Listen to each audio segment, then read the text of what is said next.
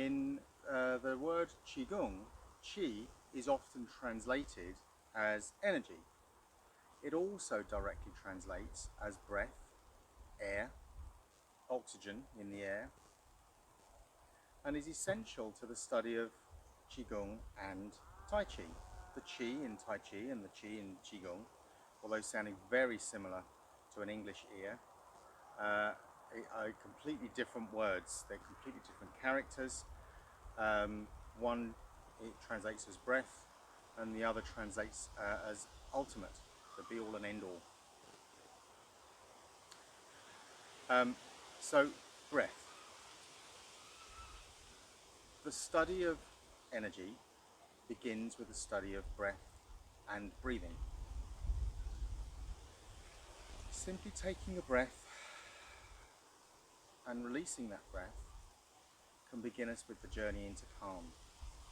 But how much do we really understand our own relationship to our own breath, our own breathing, where it really comes from in our body, what can affect it externally or internally, and how to train our breath and breathing so that as we're softening and releasing our body, and to relax is the most overused term in all of Tai Chi and Qigong. So as we relax, release and let go of tensions in our body, what effect does that have on how we can improve our breathing, deepen our breathing, ease our breathing, our breath? And from there we can study our way into calm. When we're breathing on a very basic level, we often think of our lungs inside the rib cage, and so having a rib cage that's elastic, that the intercostal spaces, the fascia and muscles between the ribs, the sternocostals, where the cartilage and the fascia coming down from the rib cage, joining on in this chest area to the sternum in between, where the ribs along the back in the thoracic spine, where they all join, each rib attaches to two of the thoracic vertebra. How we create softening, release and elasticity, malleability with the whole of the chest structure is an important part of understanding breathing. So some of our Qigong exercises deliberately extend and open, or some of our warm-up exercises deliberately extend and warm and open up into the rib cage. If we're holding tension in the rib cage, so if you kind of lock your rib cage and try and take a deep breath and it doesn't move, it's very difficult to breathe. All the breath and breathing is at the top of the lungs, at the top of the rib cage.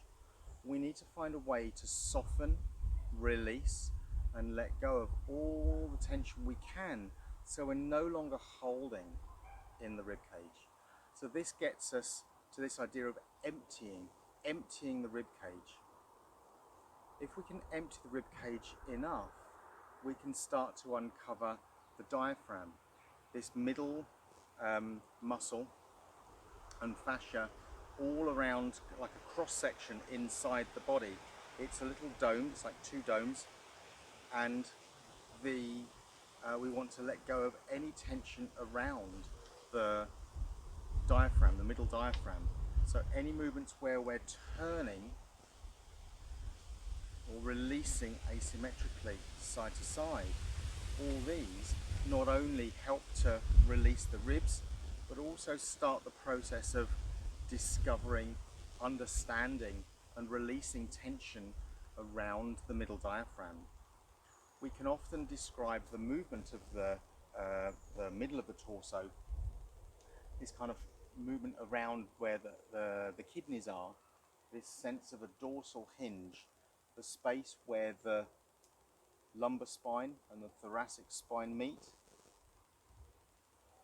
the space where the psoas muscle, which attaches along the inside line of the lumbar spine and attaches to the lowest of the thoracic vertebra, where that attaches along the spine, and then you have the diaphragm in front of it, that kind of overlapping space where the lumbar spine, the thoracic spine, the psoas muscle, which connects down into the hip flexors, and the diaphragm, our kind of breathing, part of our breathing apparatus, how they all interrelate and move freely, how they can operate through their range of movement, providing the strength and support they should, and have an ease and comfort in their range of movement, how they all interact around the dorsal hinge is a very important part of how we study our breath and our breathing.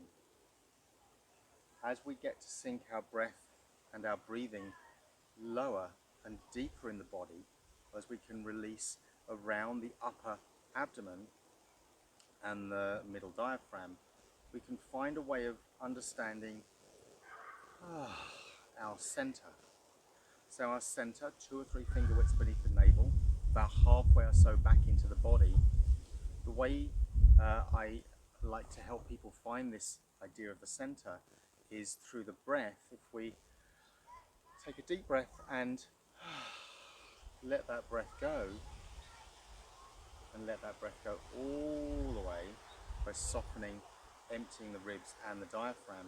And at the end of that passive process, blow out like you're blowing through a straw with your hand on your lower tummy. And at the very end, blow the last bit out. And you can feel how the lower tummy tautens and draws in. Some of you may even find how you can feel how the perineum sucks up and draws in. But where the middle of the lower abdomen draws to and from, not only relates very closely to our center of gravity or center of movement, but it also relates to our center of breath. So we learn through our uprightness, our softness, our softening and releasing, to find our center of breath. And then we can start to understand the role that the pelvic floor and the lower abdomen has in our breath and our breathing. All the way that we've been doing this, we've also been able to recognize the effect this has had on our sense of calm. So our study of breath and breathing is very related to our study of calm on our journey to studying energy.